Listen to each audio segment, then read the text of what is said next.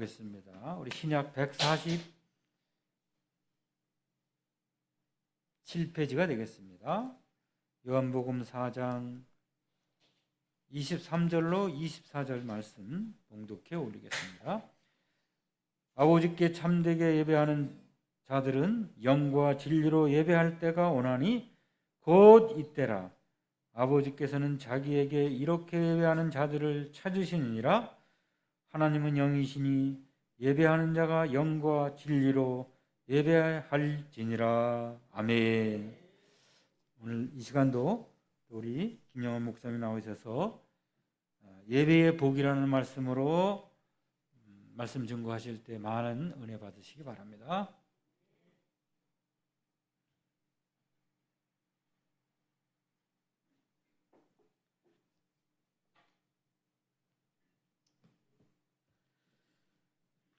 예, 우리 오전에도 하나님 앞에 예배드리고 또 오후에도 함께 예배드릴 수 있는 여러분들이 있어서 감사를 드립니다. 신앙생활에 있어서 물론 여러 가지 요소들이 있지만 제일 많이 하는 게 예배죠. 그래서 예배가 중요합니다. 왜냐하면 예배 가운데는 기도도 있고요, 또 하나님의 말씀도 있고, 찬송도 있고, 헌금도 있고, 또 성도의 교제도 있죠. 그래서 예배가 잘 되면은 신앙생활이 잘 되고, 신앙생활이 잘 되면은 하나님과 가까워집니다. 하나님과 가까워지면 하나님의 복을 받는 것이죠. 하나님과 멀면서 하나님의 복을 받을 수는 없어요. 그런데 예배를 통해서 우리는 점점 더 하나님과 가까워지고 하나님과 깊은 관계를 맺게 되죠.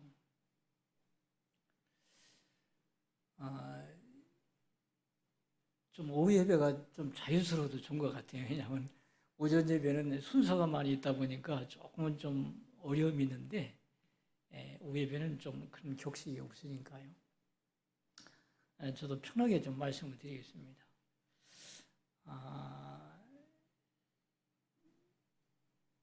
제가 평신도 때 처가의 식구들이 다 예수를 믿는데 둘째 처남만 예수를 안 믿어요.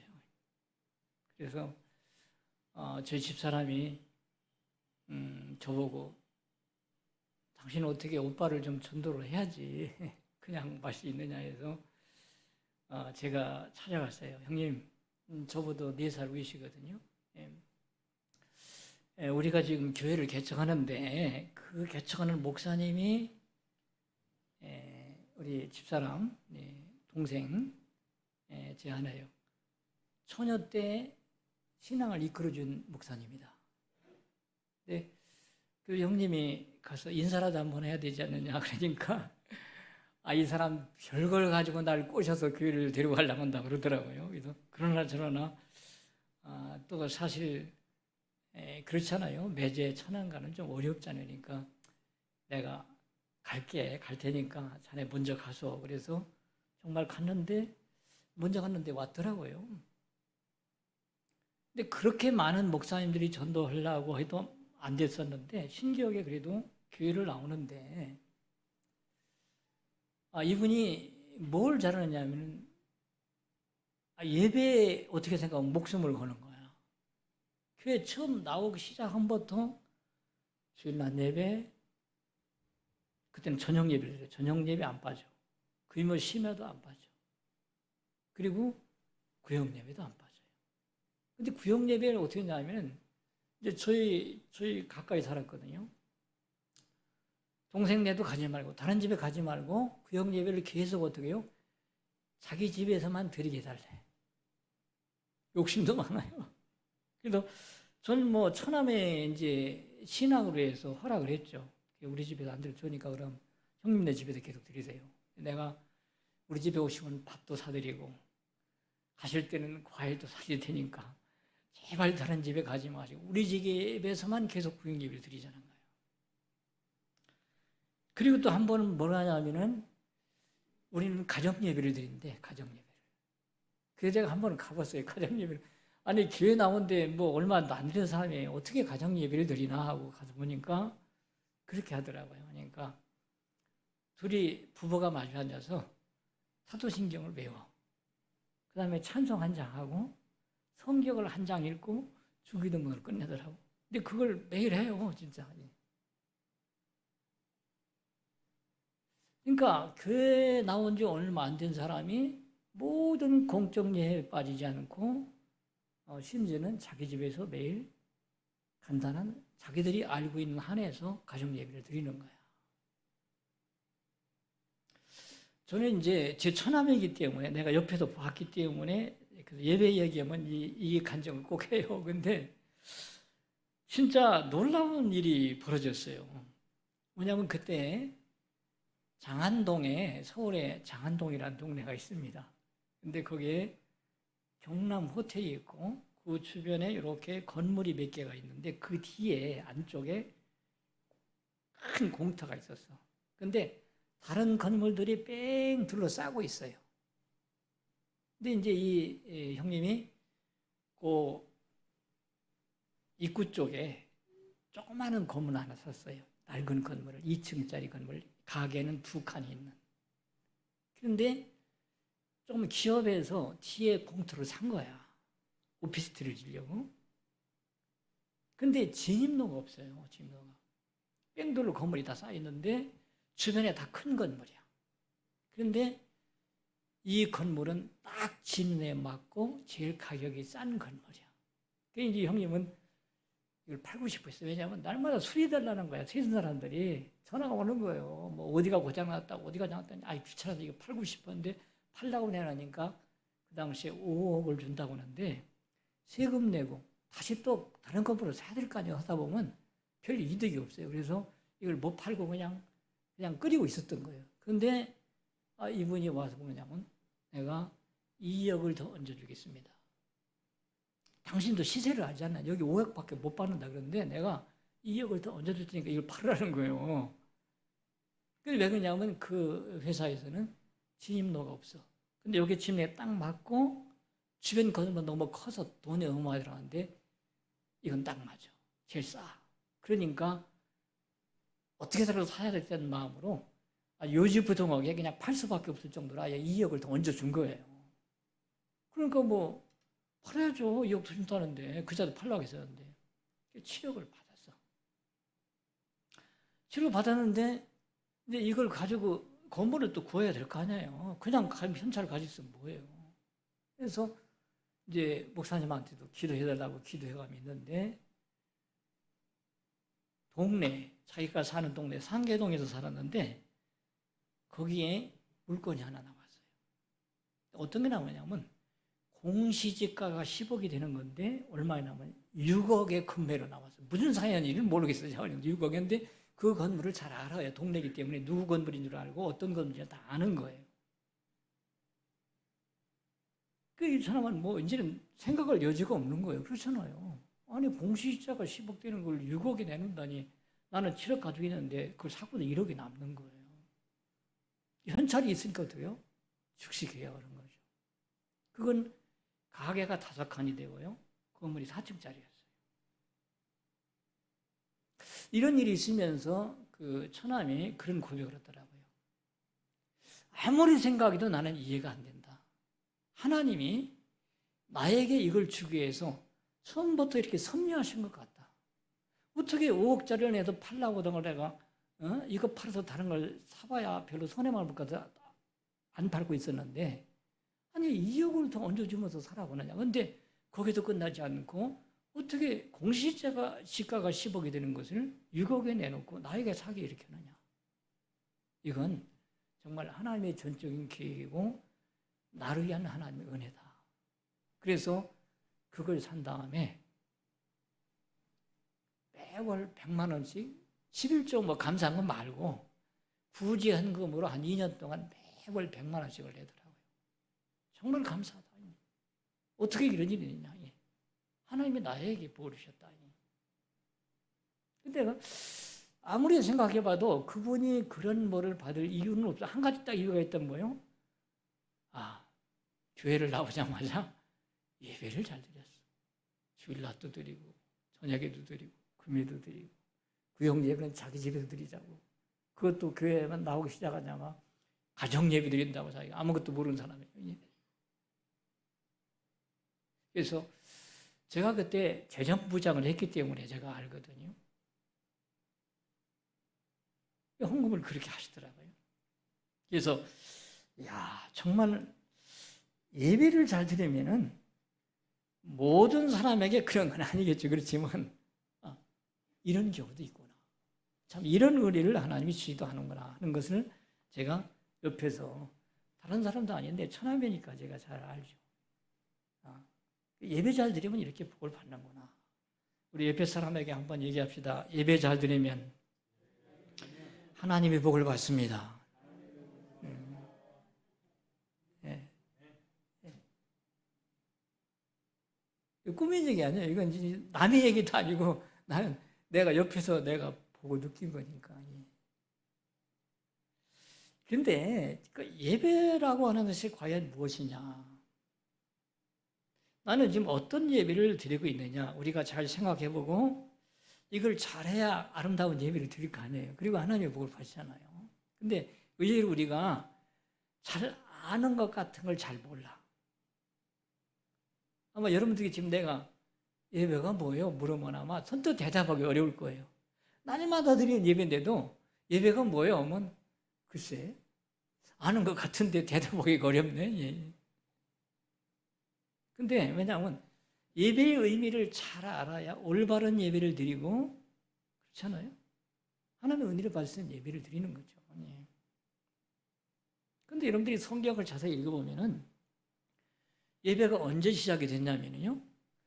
에덴 동산에서 예배가 있었습니까? 없었습니까?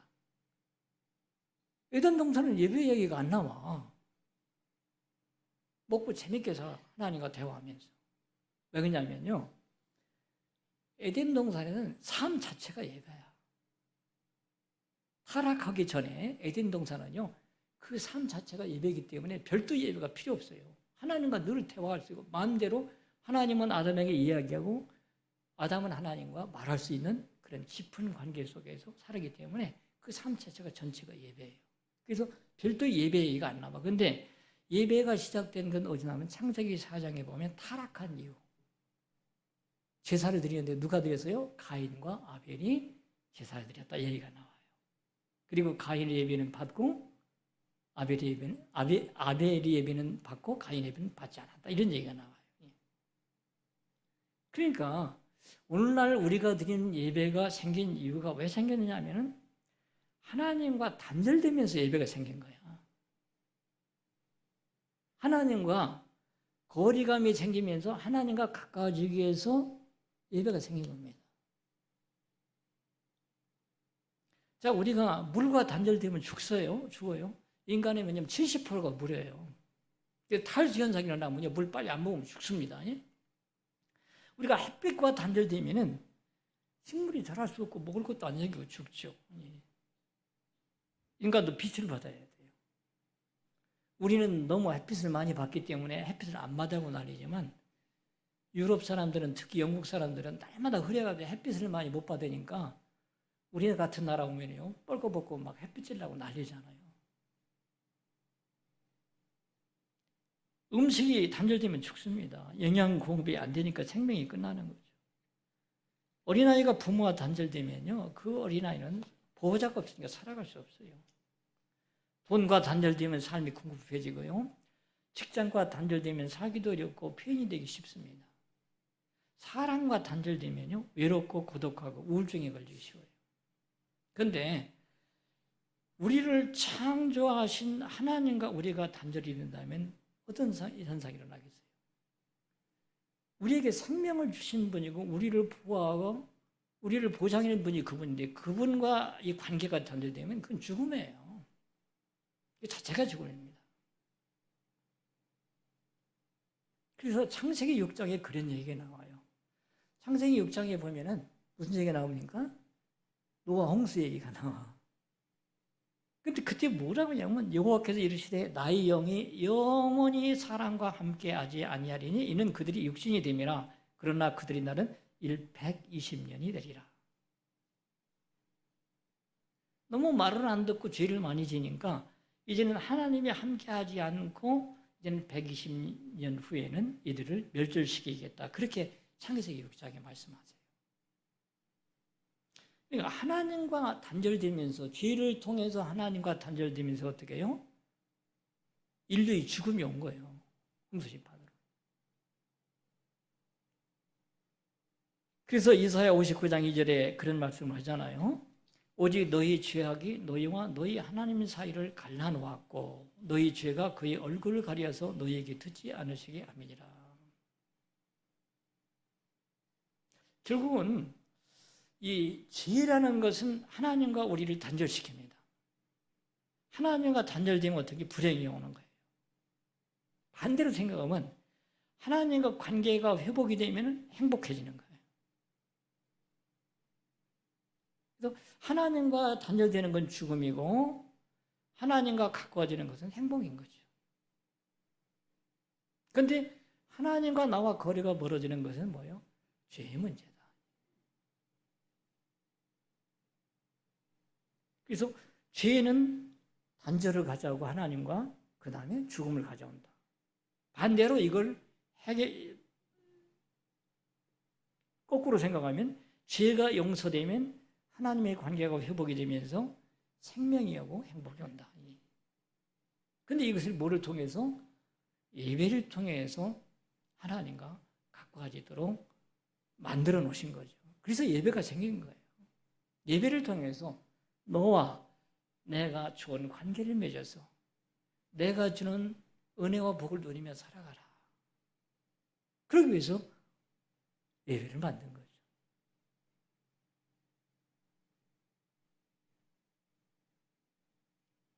이걸 생각하면요, 예배를 싫어할 사람은 아무도 없는 거예요. 그러니까 이거 예배를 소홀히 여기는 사람은 미련한 거예요. 그렇잖아요. 내가 아무리 돈을 많이 벌어도 하나님이 함께 하지 않으면요, 한순간에 없어질 수 있습니다.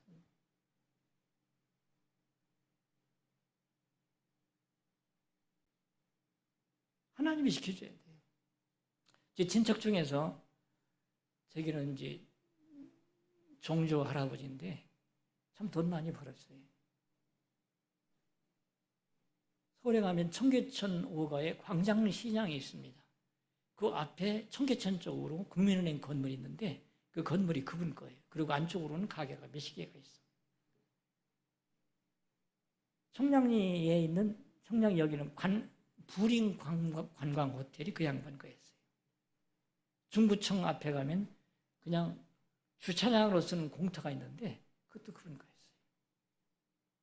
참 재산이 많았어요.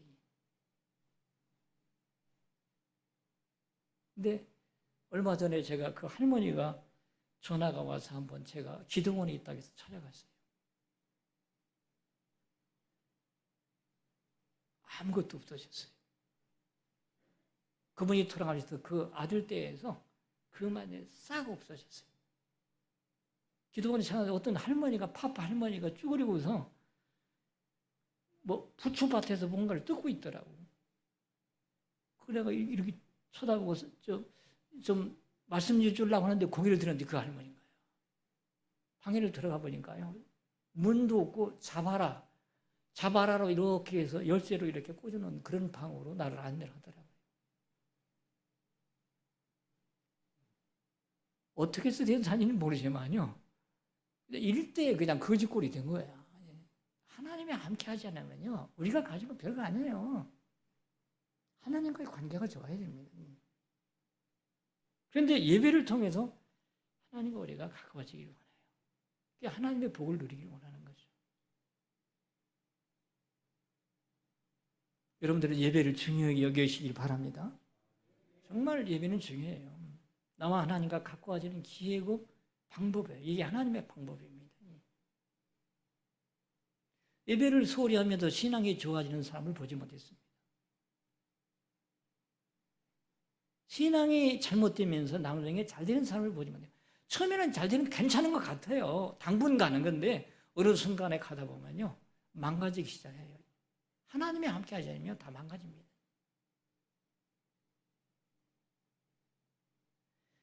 자, 하나님과 우리가 단절된 이유는 뭐 때문이라고 그랬어요? 죄 때문에. 저는 그래서 지금은 은퇴했지만 늘 고민이 참 그랬는데 설교 가운데 그런 고민이 그랬어요. 물론 뭐 모든 설교가 이 얘기만 할 수는 없어요. 그러나 뭐가 더 중요하냐 하는 건 사실입니다.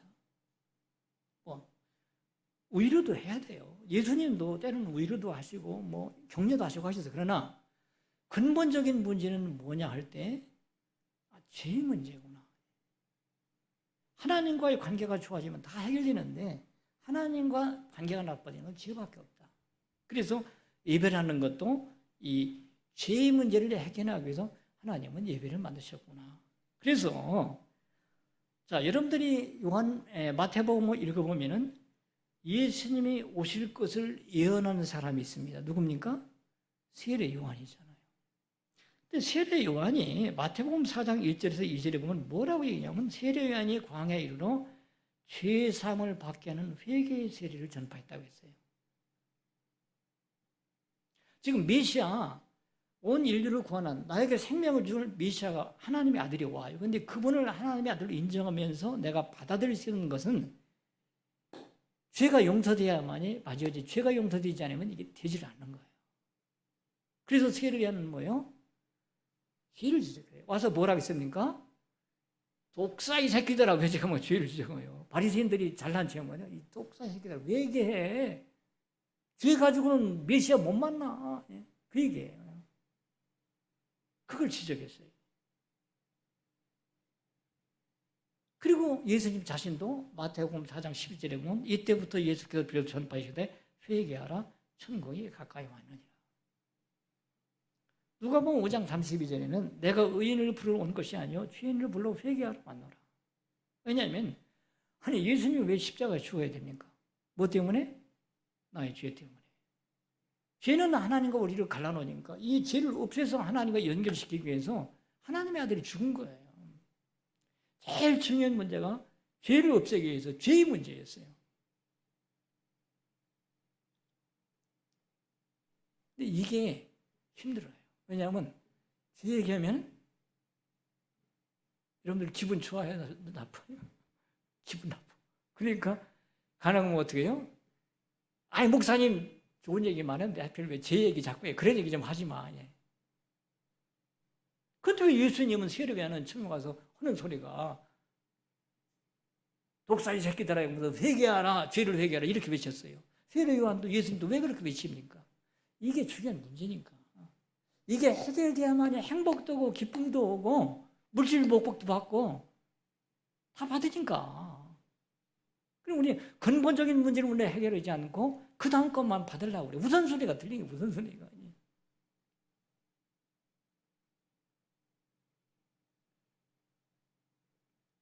여러분들 혹시 목사님이 죄의 문제 회개하라 해도 아멘으로 받아치길 주님 이름으로 축원합니다. 사랑하니까 그런 거예요. 저도 목회를 했을 때 보니까요.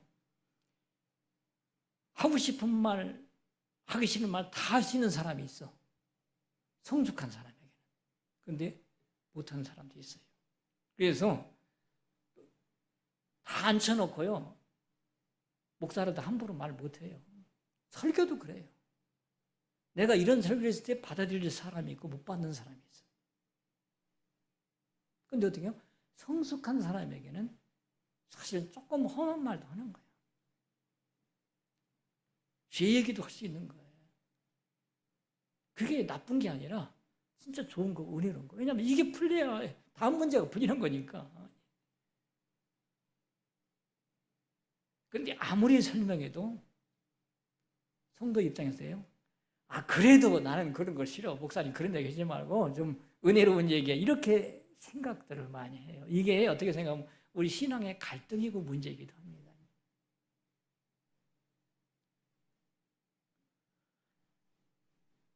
성경은 그렇게 얘기해요. 요한일서 3장 8절에 따라서 죄를 짓는 자는 마귀에게 속하나니. 왜 우리가 죄가 문제냐면 죄를 지면요, 죄를 통해서 마귀가 그에게 들어와서 그를 지배를 합니다. 합법적으로요. 하나님이 전능하시지만 하나님이 할 수 없이 허용하는 게 있는데 뭐냐면 죄를 지은 사람이 마귀가 그를 지배하려고 할 때요, 하나님도 어쩔 수 없어요. 이건. 영적인 법칙이에요. 그러나 죄를 회개하고 우리가 그걸 풀어버리면요, 그 다음에는 사단은 접근할 수 없어요. 영적인 원리예요.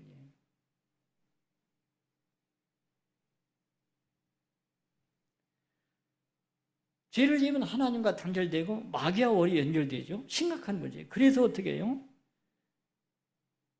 죄가 용서되도록 위해서, 관계 회복을 위해서 하나님은 예배를 만드셨죠. 예. 성경의 출애굽기 3장, 5장에서 이렇게 쭉 연이어서 하는 얘기를 보면 이스라엘 사람들이 애굽에 종살이하다가 거기에 해방돼서 광야로 나갑니다. 근데 왜 지금 무엇을 해서 나가느냐 할 때 그 성경에 보면 3장 18절에도 5장 3절에도 여호와께 제사 드리려 하오니 우리를 보내셔서 그렇게 얘기를 해요. 예배를 드리기 위해서 우리는 나간다는 거예요. 왜 출애굽을 하느냐? 하나님과 예배하기 위해서. 하나님과 예배를 통해서 하나님과의 단절된 관계가 이 애굽에서 우상만 섬기고 하나님을 섬기지 못했던 그런 관계에서 이제는 광야로 나가서 하나님을 예배해서 하나님과 좋은 관계를 맺어서 하나님을 보호받기 위해서 우리는 이 애굽에서 나가겠다는 거예요. 출애굽의 목적이 예배라는 거예요. 왜냐하면 예배를 통해서 하나님의 자녀의 복을 누리니까. 예배는 이렇게 참 중요한 겁니다. 그런데 자, 이 예배는 구약의 예배를 보면 어떻게 예배를 드렸냐면요, 레위기 1장에서부터 4장까지, 여러분들은 레위기 읽는 거 좀 싫어해요. 왜냐하면 레위기 보면은 다른 얘기 아니라 막 짐승을 잡아서 뭐 피를 뿌리고 뭐 아주 골치 아픈 얘기가 나오니까 대부분 레위기는 어떻게 되면 건성 넘어가려고 그래요. 근데 레위기 참 중요해요. 레위기 1장에서 한 4장까지 보면은 구약의 예배 얘기가 자세히 나옵니다. 근데 그 예배가 어떻게 되냐면은, 자, 내가 죄를 지었어. 죄를 지으면 하나님과 나와 단절돼. 그럼 하나님과 다시 관계를 회복되기 위해서 죄인은 죽어야 되는데 내가 죽을 수 없잖아요. 그러니까 짐승을 대신 끌고 가. 누가 앞으로? 제사장 앞으로. 오늘날 목사님 앞으로 짐승을 끌고 가는 거예요. 그러면 짐승을 끌고 가면 제사의 모양도 이루어하고 그다음에 손 갖다가 이 짐승 머리에 손 얹어. 뭐냐면 내 대신 네가 죽는다. 내 죄를 전가시키는 거예요. 짐승한테. 그러면 이 제사장 같은 경우는 이 짐승을 사고요. 죽여요. 죽인 다음에 피를 뽑아. 피를 다 뽑아서 제단에 뿌리고 제단 뿔에도 바르고 그걸 또 그릇에 담아 들어가서 성소 안에 들어가서 성소의 향단에도 뿌리고 여기저기 막 뿌려요. 한마디로 얘기하면요, 이 성소 안에는 피비린내가 진동하는 거예요. 자, 성경에 피는 뭐라고 했어요? 생명이라고 했어요. 피는 생명이야. 그러니까 뭐냐면 하나님 앞에 지금 뿌리를 뿌리는 건 뭐냐면 지금 죄인이 죽었습니다. 보세요. 피가 여기 있습니다. 이 사람이 죄진 이 사람의 피가 여기 있습니다. 보여드리는 거예요. 하나님 앞에. 그래서 여기도 뿌리고 저기 남은 것 갖다가 하나님의 제단 밑에다가 쏟아 부어버려요. 그리고 가죽을 다 벗긴 다음에 그 짐승을 어떻게 하면 각을 뜬다. 각을 뜬다는 건 뭐냐면 토막토막 자르는 걸 각 뜬다고 그래요. 토막 자릅니다. 그리고 번제단에 달아놓고 어떻게 해요? 하나도 남김없이 다 불살라서 태워버려요. 피로써 죽임을 확인하고 번제단에다 거기다 얹어놓고 다 불살라서 전제를 없애버리는 거예요. 왜? 죄인은 죽어야 되니까. 이게 구약의 예배의식이에요. 구약의. 초점은 뭡니까? 죄의 문제를 해결하는 거예요. 왜? 죄의 문제가 해결돼야 하나님과 만나니까. 하나님과 만나면 다 되니까. 하나님과 헤어져서 문제가 생기니까 하나님 만나면 되는 거예요. 그러니까 어떻게 해요? 하나님을 만나기 위해서 죄의 문제를 해결해서 결국 죽는 것을 표현하는 거예요. 대신 사람이 죽으면 안 되니까 짐승이 대신 죽어서 하나님 앞에 죄인은 죽었습니다. 대가를 치렀습니다. 하나님과의 그 사람과의 관계가 회복이 되는 거죠.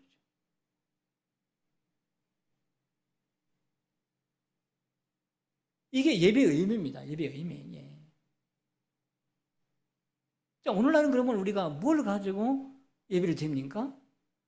예수님이 대신, 옛날 구약 같은 우리도 날마다 짐승 끌고 와야 돼. 근데 지금 어떻게 우리가 안 가잖아요. 대신 어떻게 해요, 우리는? 예수 믿잖아요. 예수님이 피의 공로를 의지하는 거예요. 예수님이 피를 가지고 우리는 예배를 드리는 거예요. 그래서 어떻게 생각하면 개신교에서요, 천주교의 성찬 예식이 매주 하는 걸 비난하지만 저는 그렇게 저는 사실은요, 매주는 못했지만 한 달에 한 번 꼭 했어요. 성찬식을 하다 보면은 예수님의 피가 같이 예배 가운데 진행이 되는 거예요. 성찬을 받으면서 예수님이 죽어서 내 대신 죽어서 내 죄를 용서했고 나는 하나님과 이제는 하나 됐어. 그걸 확인하는 거예요.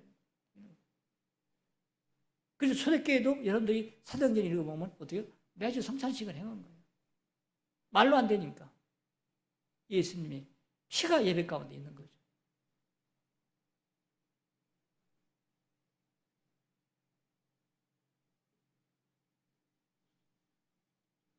그래서 이 성전 안에 구약은 어디 피비린내가 진동하는 거예요. 죽음을 표현하는 거죠. 죄인은 죽어야 해결되는 거야. 근데 송아지가 대신 죽음을 대신해서 그 사람은 이제 살아나게 하고 대신 죽은 거죠. 하나님 주인이 죽었습니다. 여기 피가 있습니다. 그런데 이것을 예수님이 대신해 준 거예요. 짐승 대신. 하나님의 아들이 죽음을 통해서.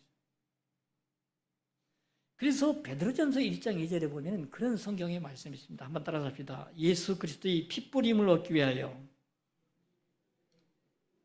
너무 긴가요? 예수 그리스도의 핏뿌림을 얻기 위하여 택하심을 받은 자들에게 편지하노니. 베드로 사도가 이제 편지하기를 뭐냐면 예수님이 핏뿌림을 얻기 위해서 택했대. 하나님이 왜 우리를 이 교회를 불렀느냐? 예수님의 핏뿌림을 얻기 위해서 택했다는 거. 왜? 예수님의 피로 우리를 적셔서 이제는 그 피가 우리 죄를 용서함을 통해서 우리는 자유함을 누리니까. 그런데 여러분들요, 모르겠어요. 우리 이제 저도 옛날에는 그런 걸 몰랐는데 개신교 목사님들 중에서는 좀 약간 이렇게 성령 얘기하고 이런 얘기하면 좀 싫어하는 분도 있어요. 그런데 모르겠습니다. 저는 제 경험으로는 축사를 할 때, 악한 영을 추방할 때 예수님의 거룩한 보혈을 너에게 뿌린다 할 때 정말 이상하게 소리를 질러가면서 악한 영이 떠나기도 하고 반응을 느꼈어요. 피의 능력이 있어요. 예수님 피. 여기도 그랬잖아요. 예수님의 뿌림을 얻기 위해 택했다고 그랬잖아요. 예수님의 피가 우리에게 적셔짐을 통해서 우리는 죄 용서를 받는 거예요.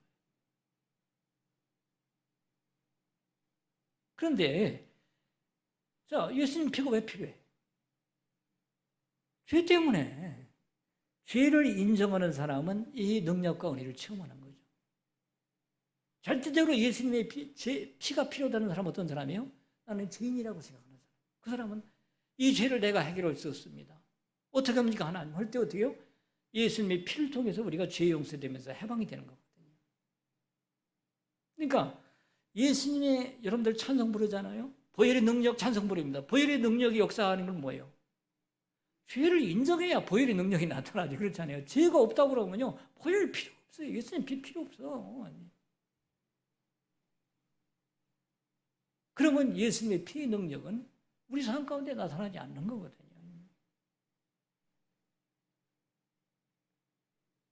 구약에는 짐승의 피를 가지고 있지만 신약에는 어떻게 해요? 예수님의 피가 우리를 정결하게 하고 우리를 자유롭게 하는 거예요.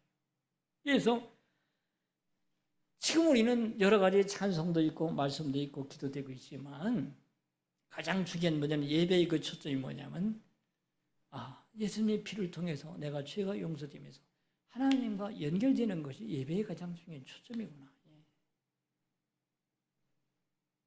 아무리 십자가를 생각하십시오. 십자가를 생각하십시오. 아무리 외쳐도 십자가 십자가 알아요. 그런데 십자가 어떡하라고.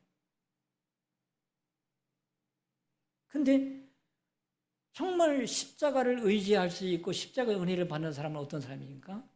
죄인이라고 생각하는 사람은 십자가의 은혜를 받아요. 왜냐하면 십자가를 통해서 내 죄가 용서돼요. 예수님의 피를 통해서요. 내 죄를 해결할 수 있는 건 예수님의 피밖에 없기 때문에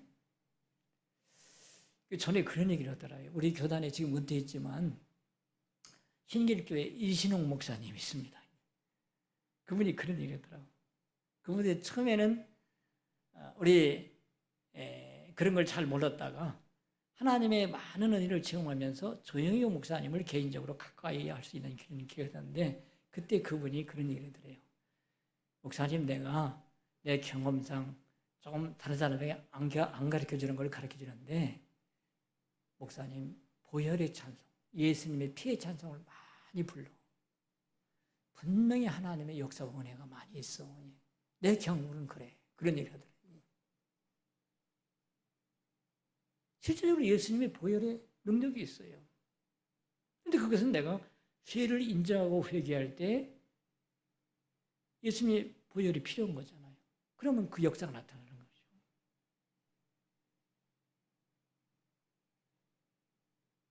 경험해보지 않으면 몰라요. 그러나 한번 경험하면 그 능력과 은혜를 알아요.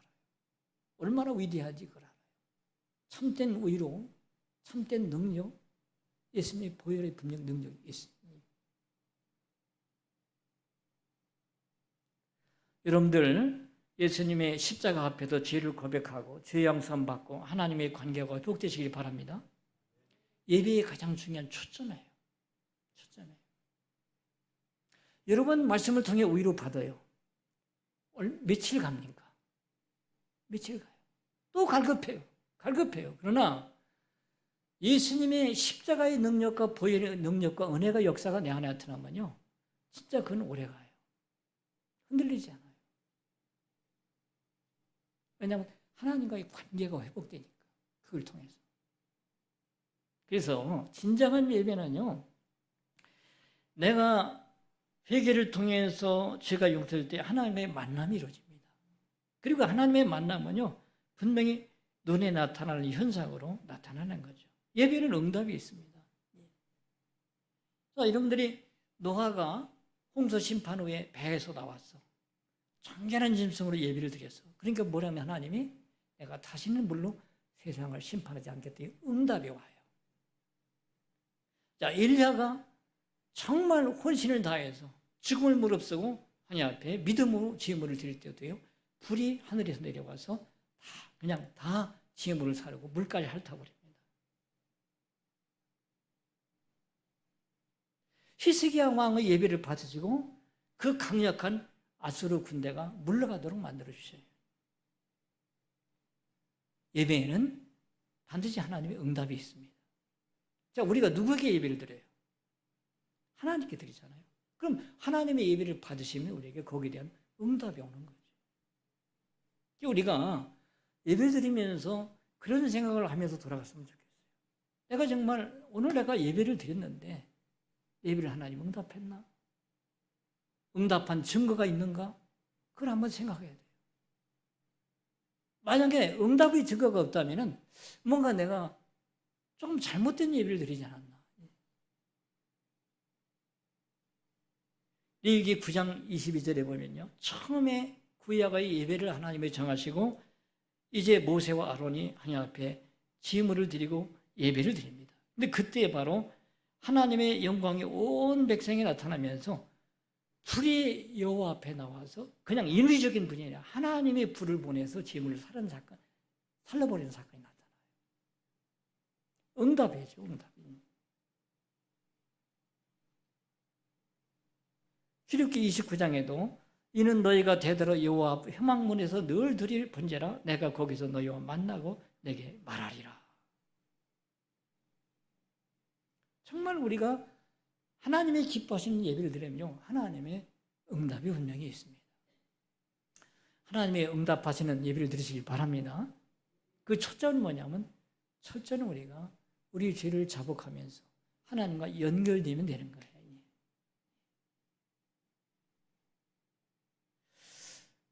저는 이제 그런 일이 있었어요. 우리 교단에서도 말들이 많아서 저도 교단에서 싫어하니까 그냥 그만하자 그러고 이제 안 했는데, 한 번은 이제 우리 교단에서 알파 프로그램을 통해서 전도를 많이 하자 해서 교단적으로 막 한 때가 있었어요. 그때 제가 어떤 경험을 했냐면은, 제가 지금은 다 여러분들이 이 상한 이빨 금으로 다 덮으시잖아요. 근데 옛날에는 가난했으니까 아말간으로 덮으셨어. 근데 저도 사실 이제 아말간으로 덮었은 게 있었어요. 근데 그 알파 컨퍼런스에 갔는데, 거기서 간증을 들으면서 제 이가, 이게 아말가니가 금으로 바뀌었어요. 그래서 집에 가서 그때 싸우면서 갔거든요. 집사람 뭐냐면, 세미나 가지 말고 기도원에 가라는 거예요. 세미나 가서 뭐 하냐. 그런데 그때 갔다 와서 제가 집사람한테, 당신 나보고 기도원에 가고 세미나 가지 말라 했는데, 내가 이번에 세미나 가서 내 이 아말간이 금으로 바뀌었다. 그러고 났는데 그 대화를 하면서 집사람의 일을 보니까 집사람도 저하고 똑같이 병원에 가서 아말간 시익이 있는데 그 사람 이빨이 금으로 바뀐 거예요.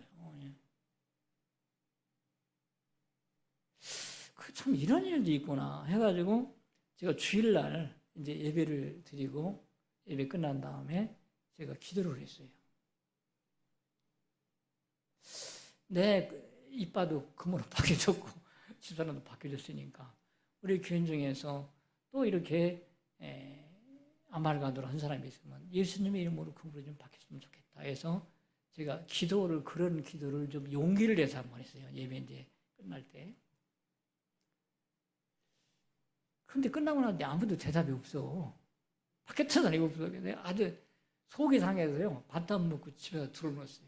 하나님, 아니 나 바뀌고 간증했는데 집사람이 바뀌었는데 내가 기도했는데 안 바꿔주면 이게 목사 체면이 뭡니까 말이야.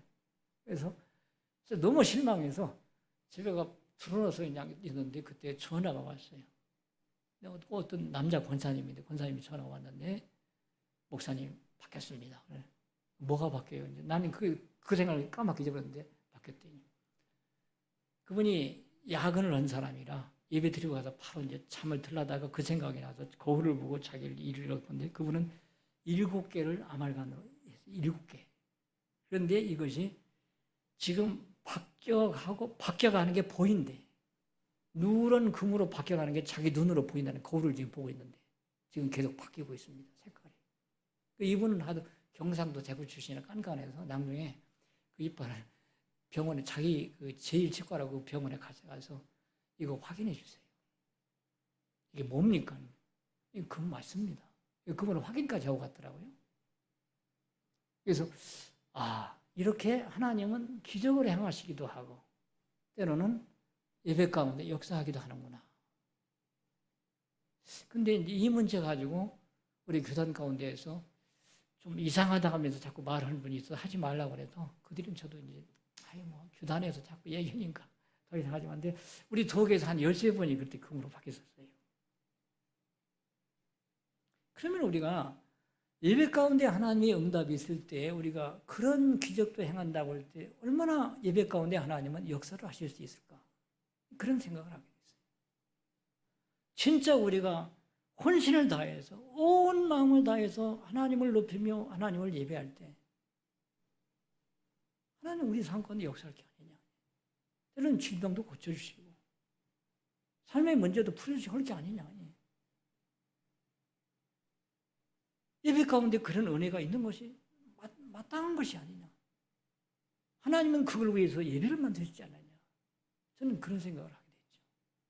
그래서 늘 마음이 안타까움이 자, 오늘 정말 응답받은 예배인가? 응답받은 증거가 있는가 말이에요. 늘 그게 목사로서 마음이 아팠어요. 진정으로 예배했으면 하나님의 임재가 여기 있고 하나님의 역사가 나타나는데 왜 거기 없느냐? 뭔가 우리 예배가 문제가 있는 거 아니냐? 우리 한번 그런 예배를 한번 드려보자. 모르겠습니다. 저는 예언되었지만 늘 예배하면서 그 질문을 하면서 예배를 드렸어요. 진짜 하나님의 역사를 경험하는 예배를 좀 드립시다. 하나님은 지금도 살아계시지 않습니까? 얼마든지 우리 삶을 바꿀 수 있는 능력이 있지 않습니까? 정말 나와 하나님과 회복됐다면, 내 성의를 응답했다면 뭔가가 나타나지 않습니까? 증거가 있어야 되지 않습니까? 저는 늘 그런 의문을 던지면서 그런 예배를 드리기를 원했어요. 여러분도 믿음으로 그렇게 드리면 분명히 예배 가운데 하나님의 역사가 나타날 것을 믿습니다. 아멘? 우리 지방에도 한 목사님이 있어요. 그분은 그런 간절을 하더라고요. 기도해서가 아니라 설교를 들으면서 병이 치유되는 사람도 있더래요. 본인도 몰랐는데 나중에 끝난 다음에 내가 목사님의 설교를 들으면서 이런 병이 나왔습니다. 어떤 사람을 꼭 안수해서가 아니라요. 정말 예배 가운데 우리가 혼신을 다하면요. 하나님이 역사합니다. 질병도 고쳐주시고 잘못된 건지를 풀어주시고 그걸 위해서 하나님과의 관계 회복을 위해서 관계가 회복 가운데 하나님의 은혜를 누리도록 하기 위해서 예배를 만드신 거죠. 우리 교회가 한번 그런 예배를 좀 드렸으면 좋겠어요. 하나님의 마음을 감동시켜서 하나님의 마음이 감동되면요. 하나님이 역사하십니다.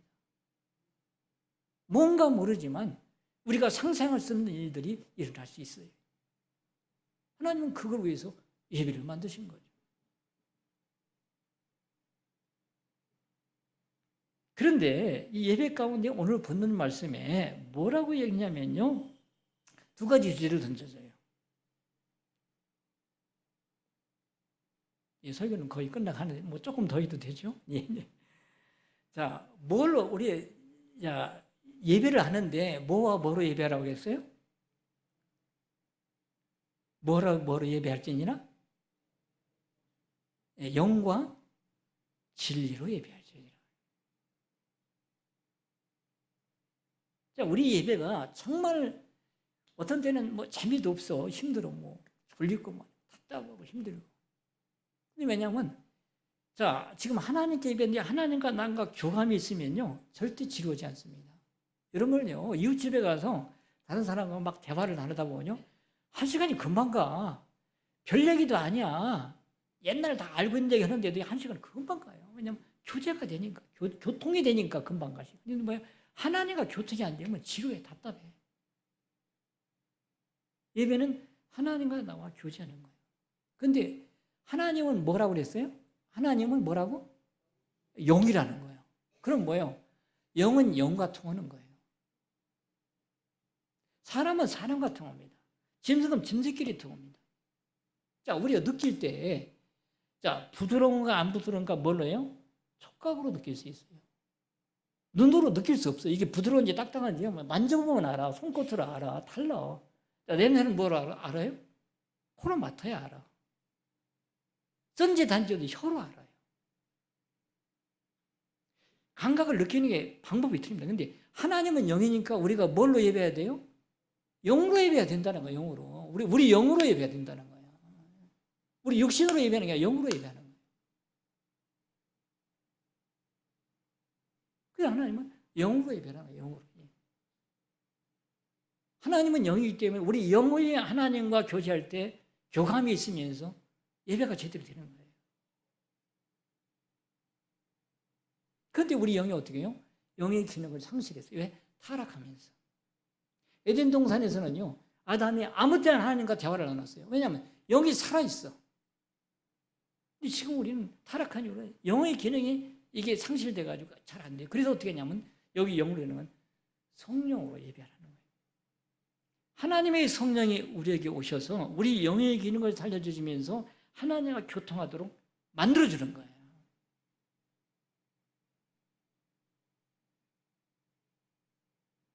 근데 성령 얘기하면서 이런 얘기 잘 안 해. 이게 문제인 거예요.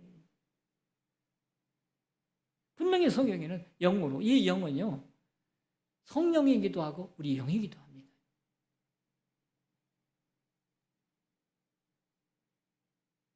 여러분들은 성령으로 예배하시기 바랍니다. 여러분들은 영으로 예배하시기 바랍니다. 하나님은 영이기 때문에 영과 영이 교통하는 거예요. 내 영이 교통하는 거예요. 영이 피폐한 사람은요, 예배가 잘 될 수가 없어요. 육신으로 하나님을 만날 수 없어요. 그런데 우리 영이 약하고 병들어 알고 돼요. 성령이 우리에게 오셔서 하나님의 영이니까 하나님과 통하도록 만들어 주시는 거예요.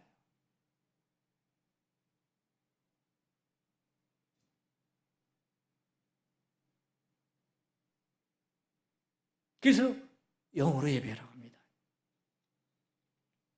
아버지께 참되게 예배한 자들은 영과 진리로 예배할 때가 오나니 곧 이때라.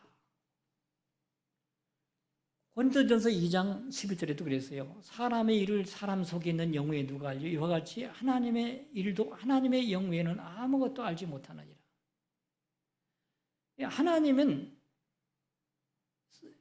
성령은 하나님의 기쁜 것까지도 통달한다고 했어요. 오직 하나님의 성령으로 이것을 우리에게 보이셨으니 성령은 모든 것 곧 하나님의 깊은 것까지도 통달하시느니라. 그래서 하나님과 우리 사이에서 연결되도록 통하도록 만들어주는 건 성령님이십니다. 성령님이 직접 우리를 돕기도 하고 우리 영이 이걸 살려주기도 하면서 하나님과 교통하도록 만들어줘요. 그래서 성경에 보면 하나님의 영으로 인도를 받는 사람이 하나님의 아들이라고 했어요. 어떤 사람이 하나님의 아들이냐? 하나님의 영으로 인도를 받는 사람이라는 거예요. 심지어는 로마서 8장 9절에 만일 너희 속에 하나님의 영이 거하시면 너희가 육신에 있지 아니하고 영에 있나니 누군지 그리스도의 영이 없으면 그리스도의 사람이 아니다. 그래서 주님은 복음을 전하면서 세례요한이 그래요. 예수님을 소개하면서 나는 물로 세례를 주는데 예수님을 소개 뭐라고 얘기합니까? 이분은 성령으로 세례를 주는 분이다. 그렇게 얘기해요.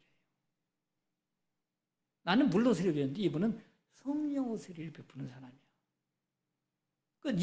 니고데모가 밤에 찾아왔을 때도 뭐라고 합니까? 물과 성령으로 나지 않냐면 하나님에 들어갈 수 없어. 마지막에 예수님이 성천하며 전체에도 부활한다 뭐라 합니까?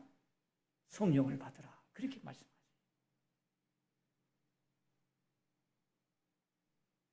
자, 죄의 문제가 해결됐습니다. 그 다음에 하나님과 교통하기 위해서는 영적인 기능이 살아나야 하는데 이것은 성령을 통해서만이 가능하다. 그래서 예수님은 성령의 은혜를 강조했습니다. 여러분들 성령님을 사모하시기 바랍니다. 그래서 성령을 통해서 내 영의 기능이 살아나줘요. 그래서 하나님과 교통이 되면요. 그때는 예배가 재미있고 기도도 재미있습니다. 이게 안 되면 지루해. 답답하지 뭐. 왜냐하면 통하지 않는데 일방적인데 재미있습니까? 지루하거든. 빨리 끝내고 싶어요. 아니 왜 동네 사람은 1시간 별것도 아닌 얘기 1시간 더 하는데 왜 예배 1시간이 그렇게 지루합니까? 그렇잖아요. 초등학교 학생들 지금 1학년 학생들 가면 오전 내내 학교에 앉았어요. 공부해요. 그런데 아니 예배 1시간이 왜 지루합니까? 하나님을 만난다는데. 어떤 분은 그래, 어떤 목사님 뭐 30분 설교하지 말라 말이에요. 그 말도 안 되는 얘기예요. 하나님과 교통하는 예배가 왜 짧아야 됩니까? 진짜 내가 하나님과 교통하고 은혜가 된다면 더 길어야 되죠. 하나님 오래 만나는 게 좋습니까? 짧게 만나는 게 좋습니까? 대통령 5분 면담하는 게 좋아요? 1시간 면담하는 게 좋아요? 5분 면담하는 사람 별 볼 일 없는 사람이에요. 그러나 1시간 면담하는 사람은 대단한 사람이에요. 하나님 5분 만나는 게 좋아요? 1시간 만나는 게 좋아요? 예배가 하나님과의 만남이고 교제라 하면은 우리가 그렇게 생각할 이유가 아닌 거죠.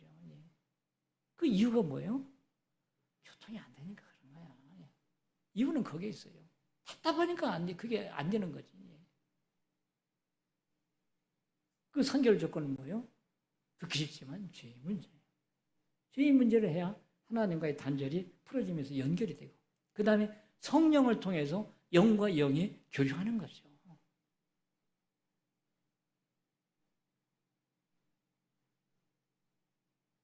그래서 진리라는 건 뭐냐? 진실하게 예배는 뭐예요? 내 죄를 고백하면서 죄를 인정하면서 하나님과 연결되는 거죠. 그래서 성령의 문제와 죄의 문제, 이게 영과 진리라는 것이 그 문제입니다. 예. 진정한 예배가 뭡니까? 나는 죄인입니다 하면서 죄를 고백하면서 죄를 해결하면서 하나님과 연결되는 게 진정이죠. 진리죠. 그럼 영과 영은 통해 영의 기능이 안 되니까 성령을 통해도 하나님과 연결되는 게 바로 영으로 예배하는 거예요. 이 두 가지 요소는요, 경쟁이 중요하기 때문에 예수님이 직접 그렇게 말씀해요. 영과 진리로 좀 예배해라. 그러면 되는 거야.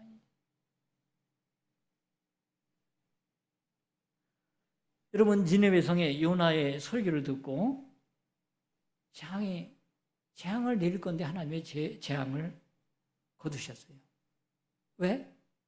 회개하니까. 온 백성들이 회개하니까 하나님이 멸망시키라 멸망을 안 시켰어. 여러분들 이스라엘 역대 왕 중에서 제일 악한 왕은 누굴 생각합니까? 아합이라는 왕이었어요.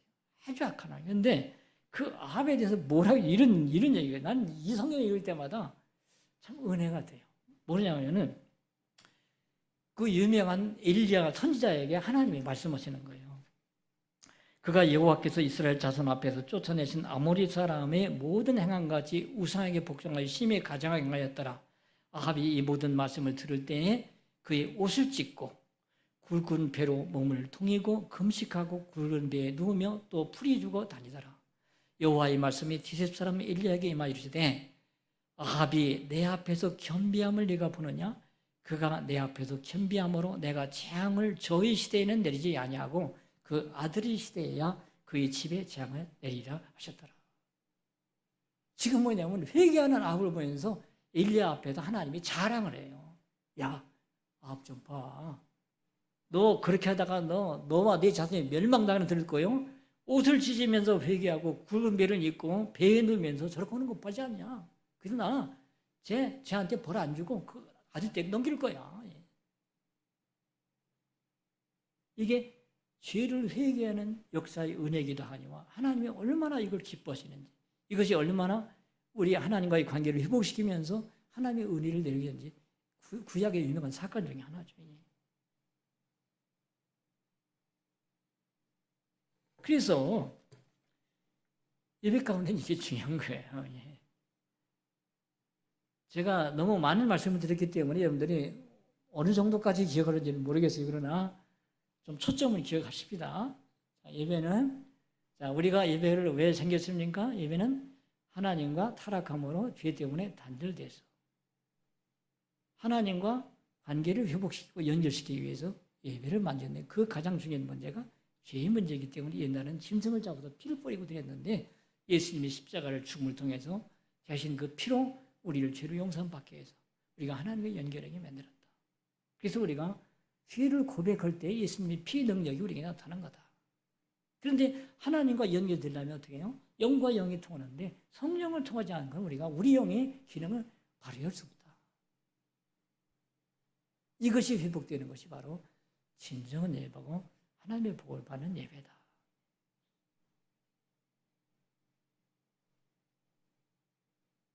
완벽하지는 않지만 좀 초점은 이해가 되셨죠? 예. 이게 바로 진정한 예배고 응답받는 예배고 복받는 예배예요. 이걸 알고 이렇게 진정하면요 반드시 여러분들이 예배 가운데는 역사가 나타납니다. 하나님의 역사가 나타나요. 치유 역사가 나타날 수 있고 기적의 역사가 나타날 수 있고 나타납니다.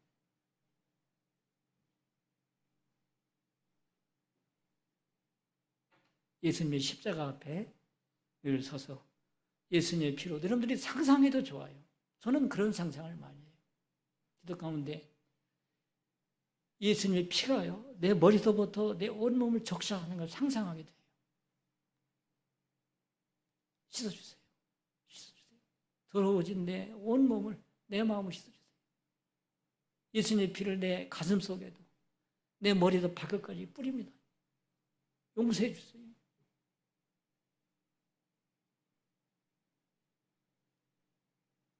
상상하는 건 나쁘지 않습니다. 제가 양촌에 김조준 장로라는 분이 치유사역을 하는 분이 있어요. 거기를 한 번 갔어요, 옛날에. 근데 거기 어떠냐면 한 번은요, 예수님이 십자가에 피 흘리는 궤도를 갖다가 딱 세워놓더라고요. 앞에다. 그다음에 오늘은 설교가 없습니다. 여러분들 이 궤도를 보면서 예수님 십자가를 한번 묵상해 보십시오. 그 사람들이 그걸 쳐다보고 있는 거예요. 쳐다보면서 감동이 오는 대로 반응을 하는 거예요. 어떤 분은 우는 분도 있고, 어떤 분은 찬송하는 분도 있고, 어떤 분은 막 소리 지르는 분도 있고. 그 십자가의 그 예수님의 그 은혜와 그것을 내가 영적으로 느끼면서 반응을 하는 거죠. 여러 가지 현상이 나타나고 여러 가지 은혜가 나타나는 걸 제가 봤어요.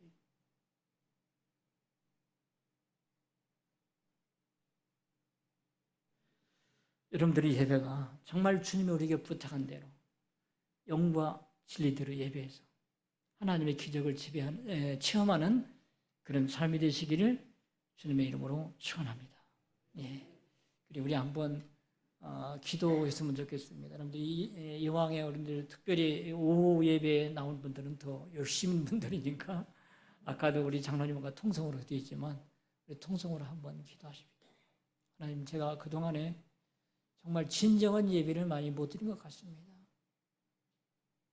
그 야가 예배는 죄인이 죽는 거고 피비리가 진동했는데 죽음이 있는데 죄인이 죽습니다 하면서 죄인은 죽고 새 사람으로 태어나는, 그래서 하나님이 연결된 그런 예배였는데 그동안에 예배를 드리면서 나는 내 욕심만을 추구하고 내 생각을 이루기 위한 데 매달렸습니다.